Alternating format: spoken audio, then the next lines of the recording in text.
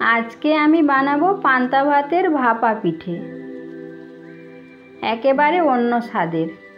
তার জন্য পান্তা ভাত নিয়েছি। পান্তা ভাতটা মিক্সিতে দিয়ে বেটে নিয়েছি। এরপর একটা পাত্রে ঢেলে নেব। ওর মধ্যে সুজি দেব, যতটা পরিমাণ পান্তা ভাত বাটা নিয়েছি ততটা পরিমাণ সুজি দেব আর লবণ দেব। এরপর অল্প অল্প জল দিয়ে একটা ব্যাটার বানিয়ে নেব।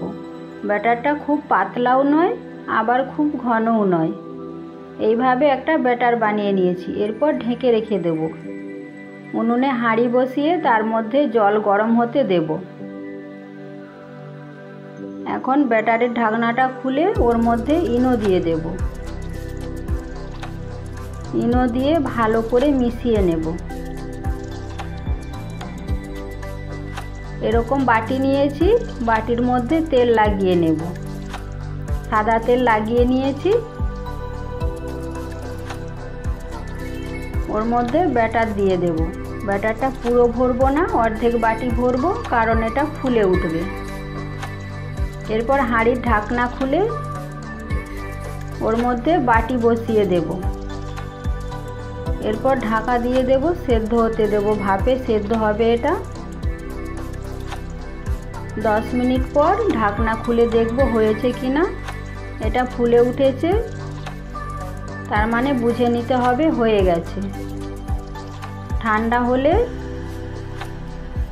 একটা প্লেটের মধ্যে উল্টে দিলে খুবই সহজে বেরিয়ে আসবে। কত সুন্দর জালি জালি হয়েছে আর খুব নরমও হয়েছে।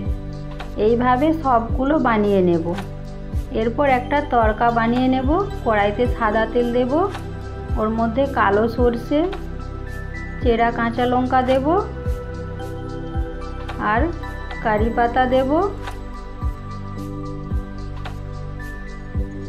সামান্য জল দেব, লেবুর রস দেব,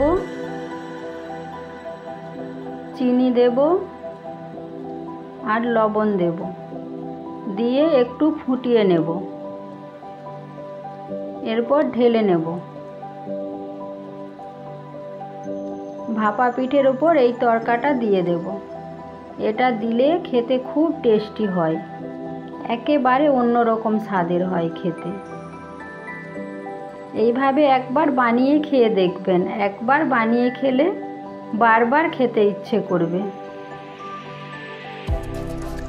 দেখতেও যেমন সুন্দর হয়েছে, খেতেও তেমন টেস্টি হয়েছে।